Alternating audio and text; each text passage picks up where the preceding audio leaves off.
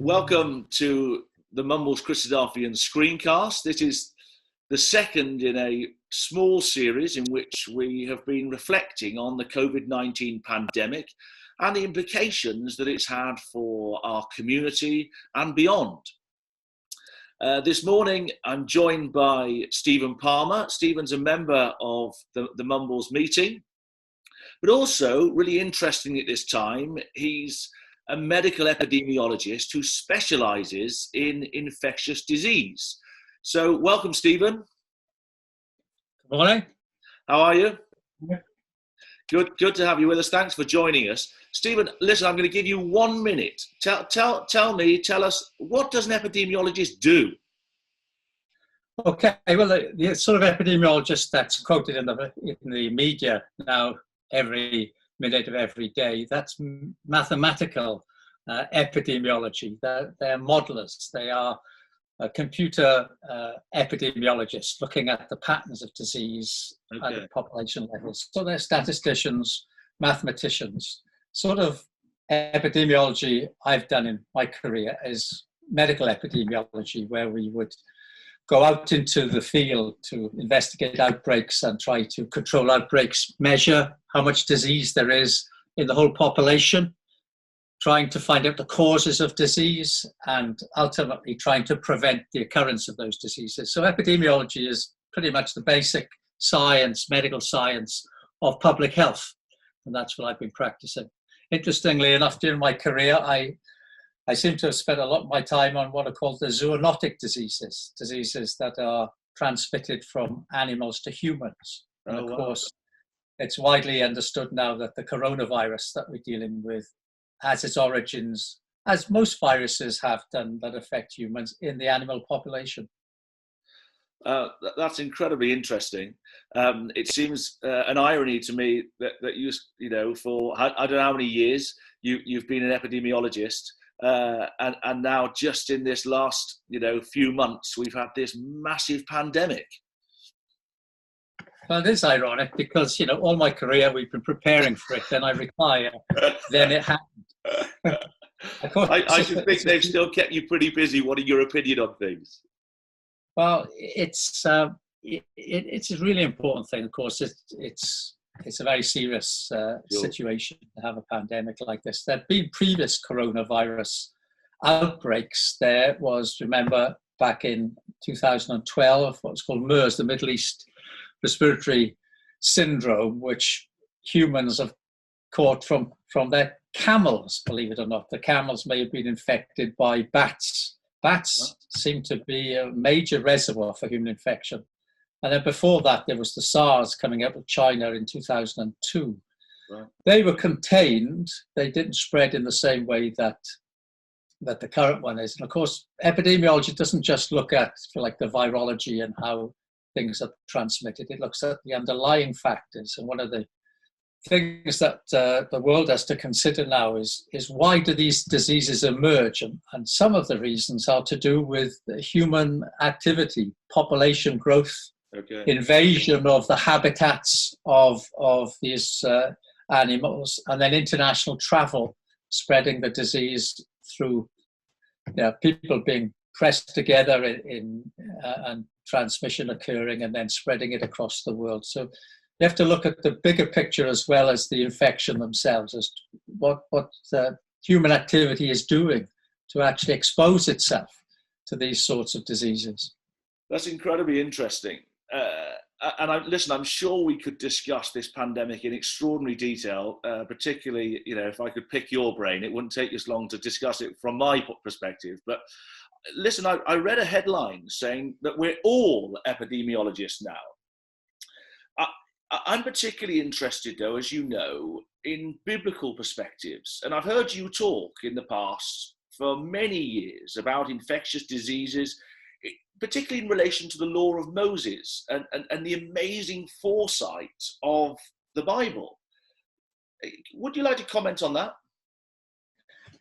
Yeah, it's really very, very interesting. Ever since, even before I went to medical school, I was interested in this.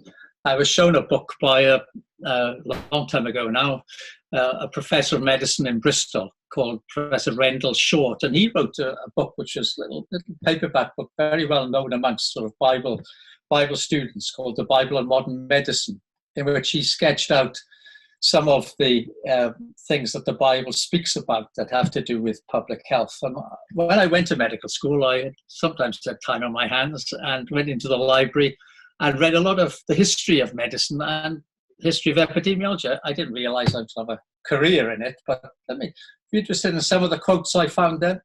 Yeah, come on. I'm really interested. Okay, so let me just, I've collected them over the last 50 years, kept them safe because they've been quite influential for me. So this was The History of Preventive Medicine, a book written way back in 1970.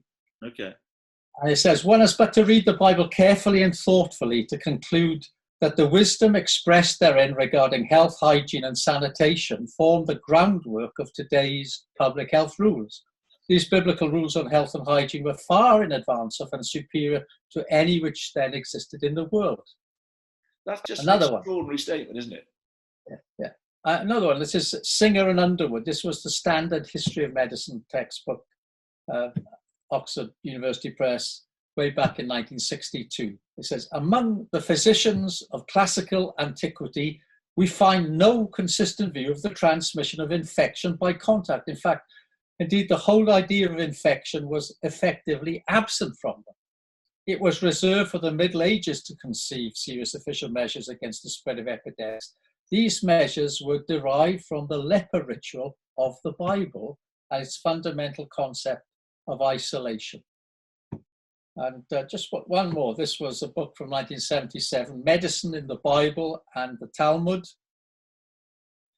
And then it says, although the Bible is not a medical text, the material contained in some portions of, refers to the book of Leviticus, is so factual that even the sophisticated present-day student cannot help but be amazed at what he reads there, especially the sanitary regulations of cleanliness and purity, such as prohibition of the consumption of blood, the quarantine for infectious diseases. It says they are unique and do not occur in the codes of the civilized nations of antiquity that surrounded the land of Israel. So is that sort of comment about the Bible from proper historians of medicine who pointed out the remarkable insight the Bible seems to have. Now, since then, of course, the world has become much more secular and you don't find that sort of comment anymore. But during my own career, I've constantly been reading the Bible and doing epidemiology, and it's quite remarkable just how those two things fit together so beautifully. It seems to me that some of those quotations are amazing. Listen, is there anything, do you feel, particular relevance to the coronavirus, this COVID-19 outbreak? Is there anything from that you think, well, actually, that specifically applies to what we're seeing in the world right now? Well, it sounds perhaps too simple for people, but when you realize that throughout the history of the world, the idea that diseases are transmitted, that there are germs that pass from one person to the other, the idea of contagion, has not been understood. And in fact, in many parts of the world, it's not understood now. In Africa, where the Ebola virus is epidemic still, one of the major ways of transmitting it is from contact with dead bodies. Right. And there are rituals for burial in some customs where many relatives and friends gather around and actually touch the dead body. And because of that, you get these explosions of infection because the body is highly infectious. Yeah. Well, scripture, the law of Moses in particular, don't touch a dead body. Right. You'll be unclean. You'll be unclean for a whole week. You can't go about your normal duties. You've got to be outside the camp. That sort of thing. Now, when it comes to coronavirus, Pete, just think, what was the first thing we were all instructed to do? Wash our hands. Sure, yeah. And it's still the single most important thing we can all do. We're trying to teach our children. wash your hands 10 times a day. When you go out, when you come in, Yeah. wash your hands, and don't touch your face with hands that might have picked up the germs. So that hand washing is fundamental. Most people throughout history haven't understood that, and yet the Bible. Can I quote you a passage? Yeah, I'd be really interested. Just tell me while you're finding that passage, Yeah. when was the Law of Moses written? I mean, is it? We're talking 3,000 plus years ago, 3,500 years ago. Okay. These instructions come way back in antiquity, when people didn't understand about diseases. They thought diseases were caused by evil spirits. They thought that they were caused by bad smells in the air.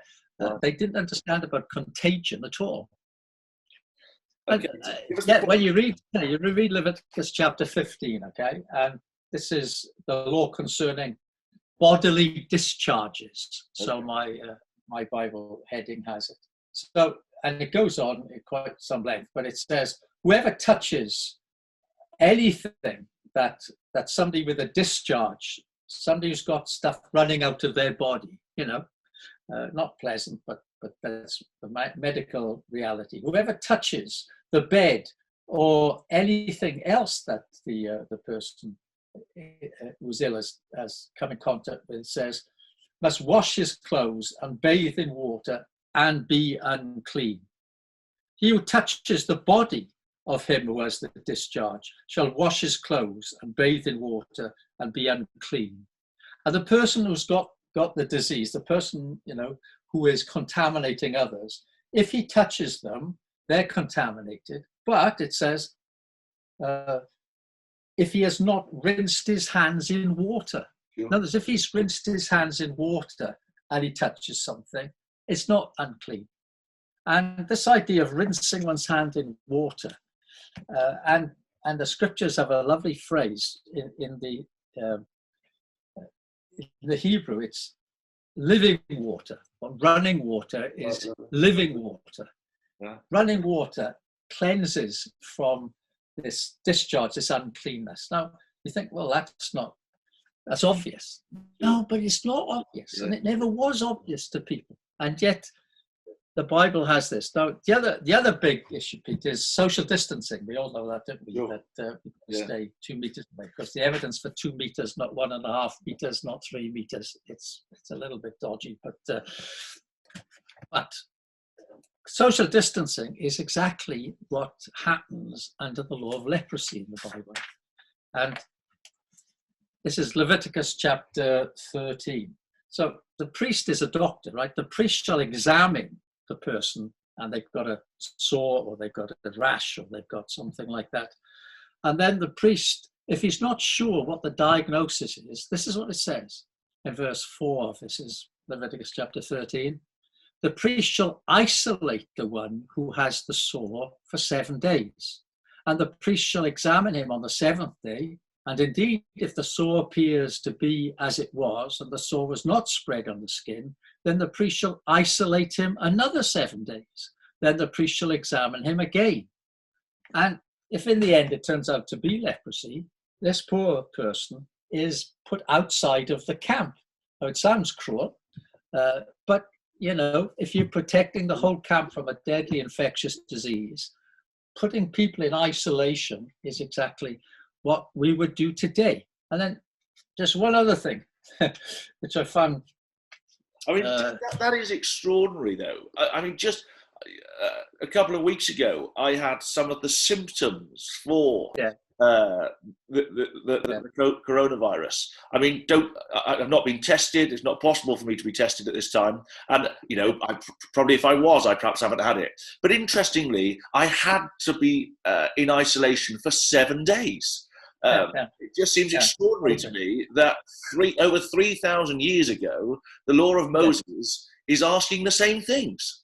That's right. And telling you to wash your hands. And obviously, if you look in hospitals and in care homes where there've been patients with infection, the area is disinfected.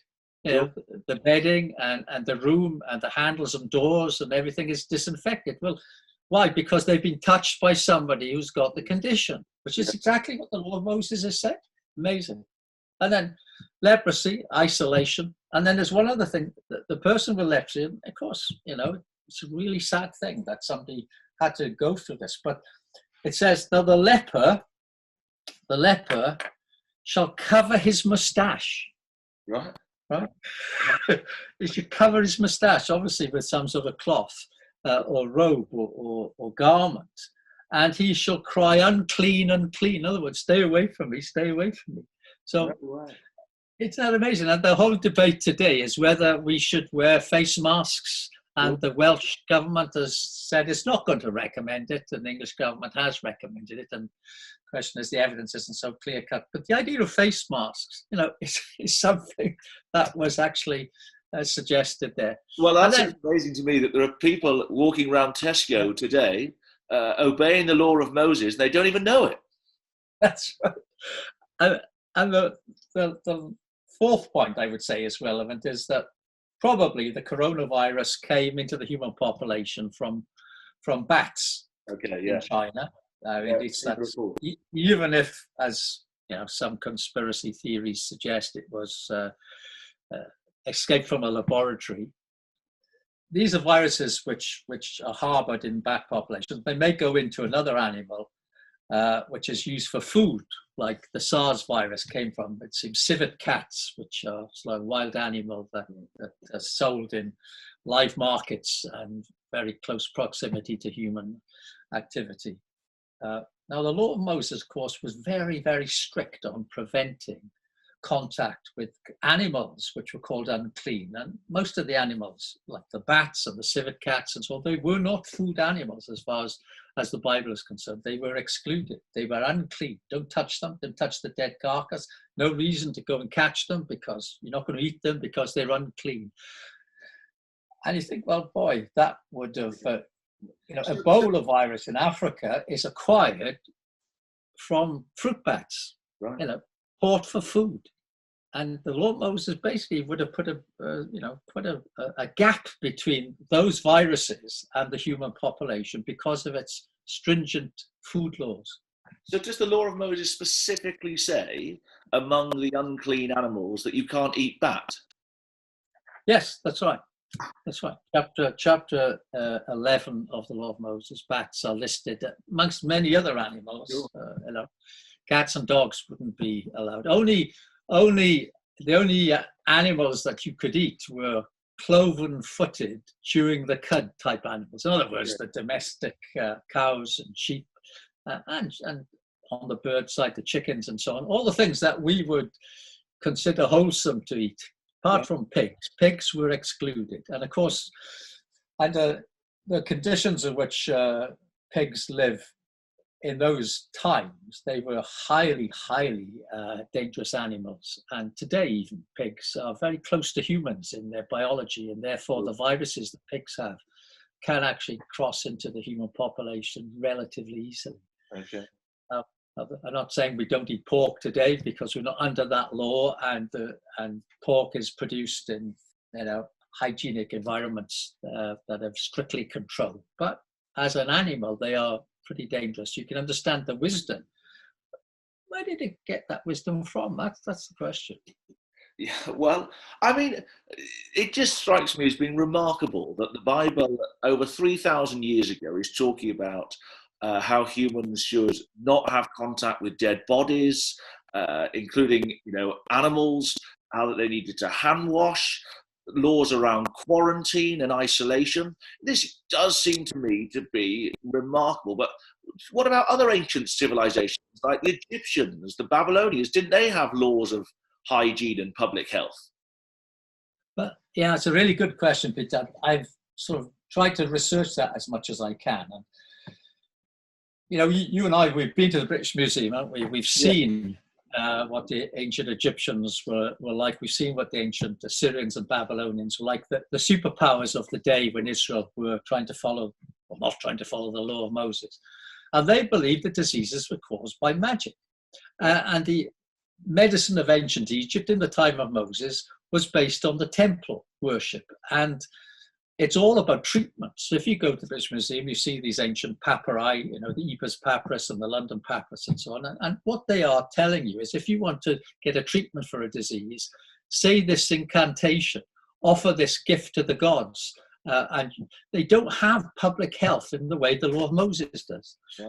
And the other thing is, the law of Moses has nothing magical about it. There are no silly things to do. There are no ideas of diseases coming in some spiritual way through the air.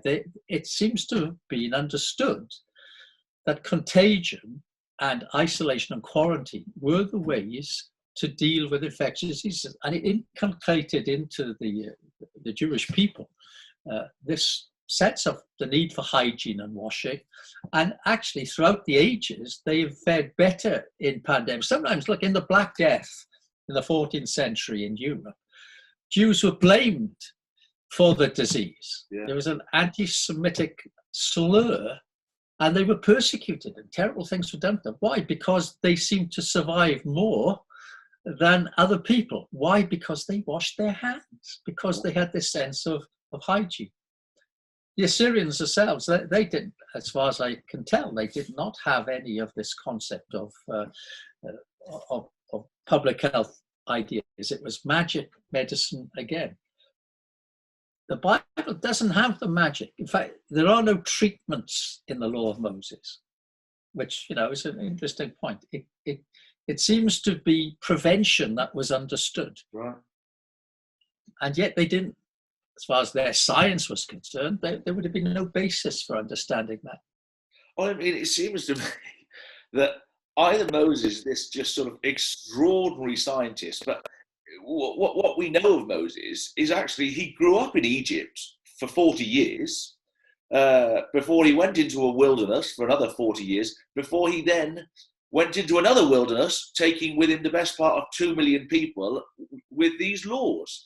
So, where's Moses got these insights from? If you're telling me that the ancient Egyptians weren't following these laws of public health, where's Moses got them from?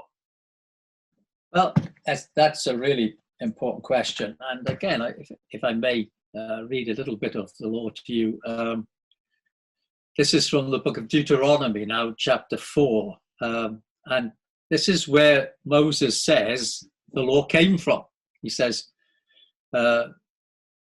it's God speaking. Surely I have taught you statutes and judgments, just as the Lord my God commanded me, that you should act according to them in the land which you go to possess. Therefore be careful to observe them, for this is your wisdom and your understanding in the sight of the peoples, who will hear all these statutes and say, surely this great nation is a wise and understanding people. What great nation is there that has God so near to it as the Lord our God is to us? So, Moses says to Israel, you keep this law and the nations are going to go, wow, where did they get those laws from? Which is what we're talking about today, isn't it? Yeah. And the answer is God gave it to them. So, as far as I'm concerned, this is really strong evidence that the Bible claims to be the revelation from God is actually true.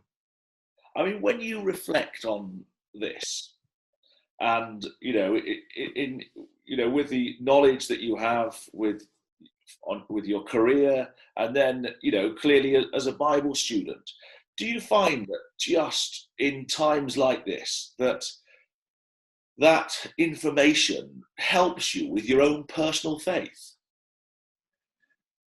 Yes, I do. Quite a lot of people seem to think that the Bible is out of date, it's been discredited, science has disproved it, science will have the answer. And I look at the science today, the mantra is we're following the science, as if there was one set of things that is hard and fast. And yet scientists are disagreeing. They're disagreeing about the models that should be followed. They're disagreeing about the best way to come out of the lockdown. There are all sorts of opinions and views in science. It's not such a hard and fast thing as people may think. And it doesn't tell us how to live our lives. It doesn't tell us what life's about. It doesn't give us the answer, why we're here, what's the future. I'm not disagreeing with any of epidemiological science. I think it's really powerful. I think it opens up ideas about what the world has been doing that has created the environment in which diseases are transmitted like this, and suggests maybe certain measures could in the future prevent these things happening. But there's something surely more to life, and the Bible is giving us that. It hasn't been discredited. If people look at it carefully and consider it, I think they realize that it's just not often. People just don't understand what the Bible has actually been saying.